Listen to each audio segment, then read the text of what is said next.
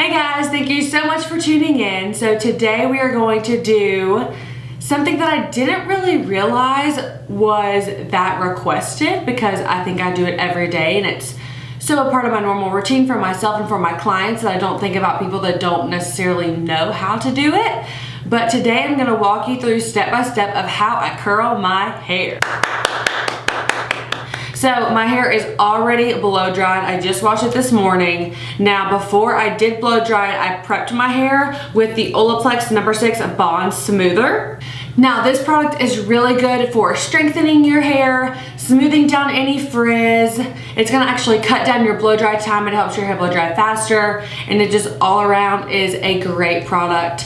I do put this on my hair when it is damp. I blow dry it into my hair, and then right before I curl my hair, I use a tiny bit, maybe like a pea size more, just through the ends of my hair.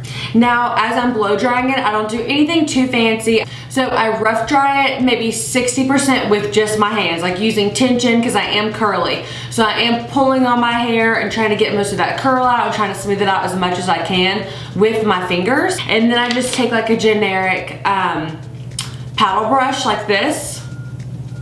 Let there's like hair in it, don't mind me. But yeah, I just take a generic paddle brush and you'll see me just kind of, well, you won't see me. Anyway, and I will just blow dry it just to let this brush kind of assist in the smoothing a little bit. So then once I get that all done, I do section it the way you're gonna see me section it in 1 second to curl it. And I do take a round brush and just try to smooth out my ends as much as possible. The technique I use for curling, if you know, you don't get your ends as smooth as you would like with the blow dryer, this method does smooth your ends a little bit, but I find it easier and quicker if I can just do it like this and get everything pretty smooth and get the roots pretty frizz-free and all that good stuff. But for a curling iron, I am using a GHD 1-inch curling iron, and it looks like this. Just a classic 1-inch with a clamp.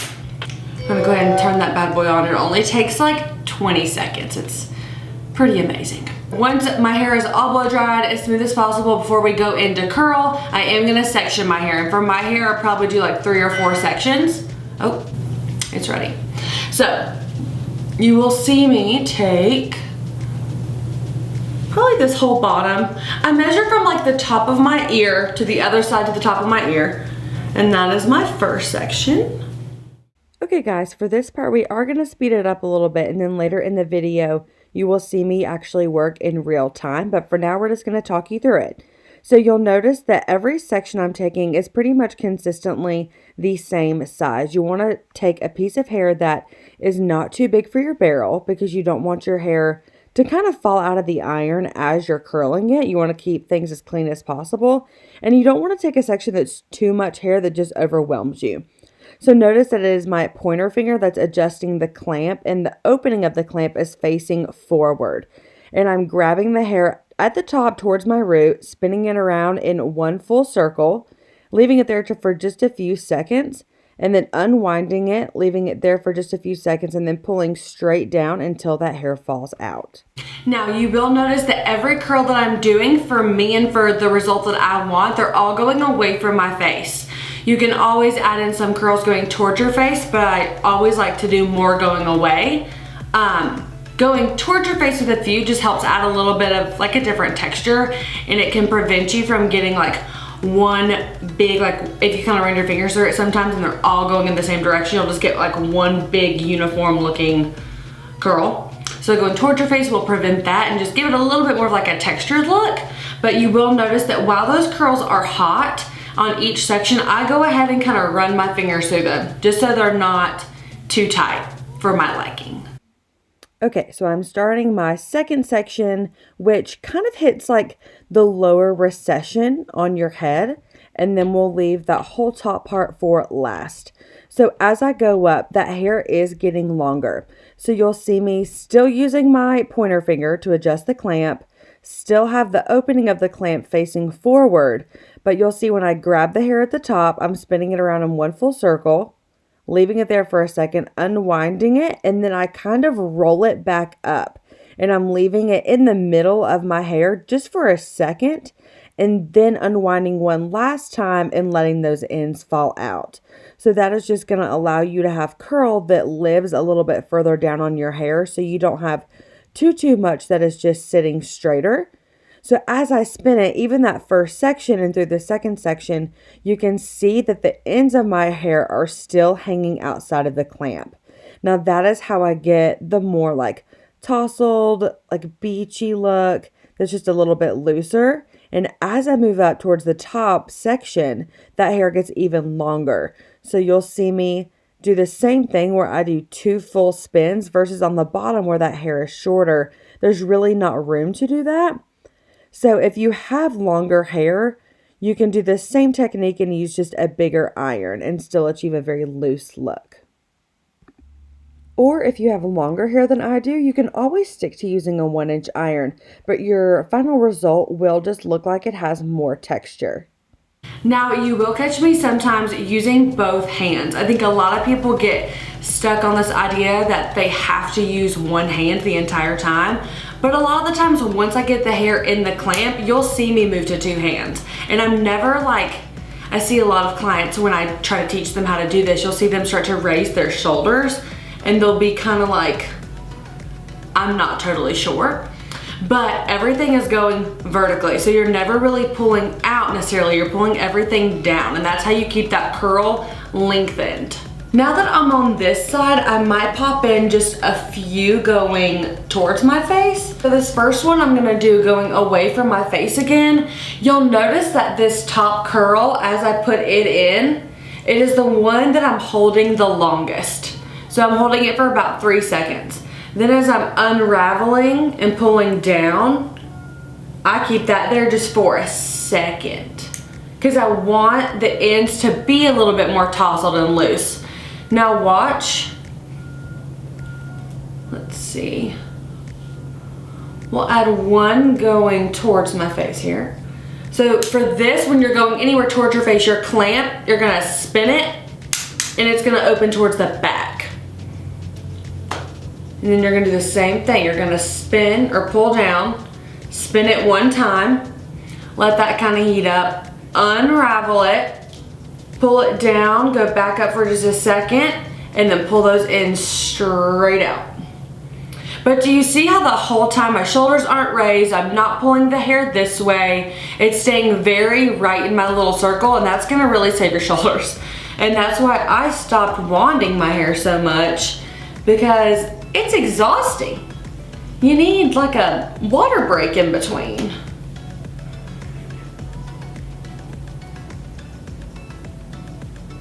And 2, make sure that the entire time that you're curling your hair, that all of your hair's in the barrel. You wanna keep everything kind of organized. So for me, when I'm putting the hair in the clamper originally, I'm loading it per se, lower on the barrel. So as I'm putting the hair in, you'll notice it's further down on the barrel.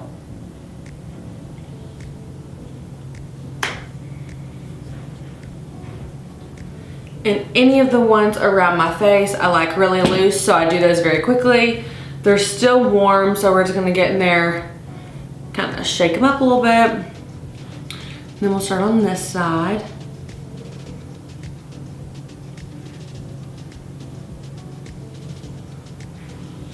And this is by no means the only way you can curl your hair. This is just to achieve what I like, how I do it.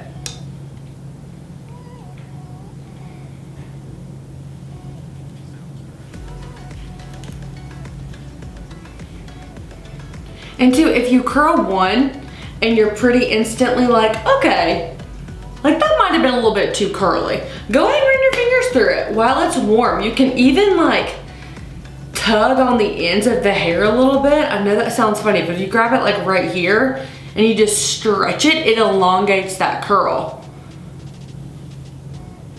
Also, you do not in any way have to have your curling iron on the highest heat setting to do this. The curling iron that I have is a GHD, so it sets its own temperature. I don't get to touch the temp, so I don't even know what it's set at, to be honest. When I get closer to my face and I'm wanting to do some towards my face, I always make sure those sections are a little bit smaller and they don't come up quite as high. So I like, you see how this looks much straighter and then the curl going towards my face is a lot lower, just because I don't want to curl all the way up at the top that's going towards my face. I just think it looks, for my style, funny. Now see, other people curl their hair totally different ways, and I'm so about it. Whatever works for you, honey. Now this one's a tricky one, just because look how much shorter it is. So you're kind of back in the same situation you were down here where that hair is just not as long and you can't do as much with it. So I don't like it to be too curly on my face, like I already said. So I sometimes do this curl multiple times, which is unfortunate. But I do start at the root, same way. I just move a lot quicker. Okay. So this is my hair right after I've curled it. I haven't put in any sprays or anything like that. Now I do like to have a little height in this area, even though my hair does volumize really easily. We're gonna do a little something. So I take, this is the Kenra Perfect Medium Spray number 13. And I'm gonna spray this. I'm gonna spray this just at my roots a little bit. Whoop. Now this part you can do a little bit more on the loose side. Also, I don't wash my hair very often, so I don't want a whole bunch of spray, product, anything in my hair, because I'm trying to go like 5 days. So I'll spray a little bit more.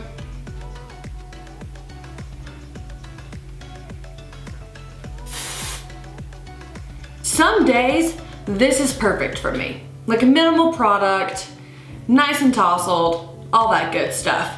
But I am gonna take just a classic like rat tail comb and I'm just barely gonna tease my hair just a smidgen. Because I don't like to get in there and section it out too much and then find myself like running my curls together. So like I wouldn't comb this section because some of the hairs are going opposite ways. Now I do like to call this back combing instead of teasing, because teasing seems a little bit like vigorous and can cause a lot of breakage on your hair and things like that. So I do it very intentionally. So honestly, for that side, that looks great to me. So I'm gonna take about 1.5 inches, maybe 1 inch off my part. See? That's what it looks like. And then I'm gonna take my comb, smooth that out just a little bit, not running all the way through the ends. And then I'm gonna start, oh, I feel like you can't even see. I'm on the floor for you guys to see this, okay? So I'm gonna start about 2.5, 3 inches up off my scalp, and that'll be where your first tease goes. Drop a little bit, tease, drop a little bit, and then pack it all the way to your root. Now you don't wanna get back in there with the teeth of your comb and actually dig that into your hair, because that's just gonna do the opposite effect and pull all of your tease out, like you're brushing your hair. So for me, this is pretty snazzy. This is good. Now I'm gonna take one of my all-time favorite products, and this is the Oribe Dry Texturizing Spray. Now this almost acts like a dry shampoo in a sense where it does absorb a little bit of oil, but it's packing in a lot more texture than a dry shampoo would. So for me, I already naturally have a good bit of texture, so I don't need a lot. And that's great because this product is not, it's luxury. That's what we're gonna say. This is a luxury product. So I'm gonna use minimal. Also, if I use too much, I can't go as far in between my shampoos. All right, guys, this is it for my little how-to. This is in no way the only way you can curl your hair. This is just the way that I do it and the way that I can get it done the fastest. And I think it's the easiest. It's just a little bit easier on your shoulders than a wand, like popping a wand up there. Once you get the hang of it, it is really easy. Now, a lot of people, when I show them how to do it, they, like, even if they're in my chair and they think it's gonna be like super, super easy, but it is always different when you have a tool in your own hand. You're gonna run into different problems. So just really take your time and do clean sections. Make sure you're getting all the hair. Keep it consistent all the way throughout, and I think you're gonna do great. If you do have any more questions that I didn't get to in this video, you can just drop them down below and I will try my best to answer those for you. So for now, this is it. If there's any other little tutorials that you want me to film, anything hair, just let me know. Alrighty guys, thanks. I'll see you next time. Bye.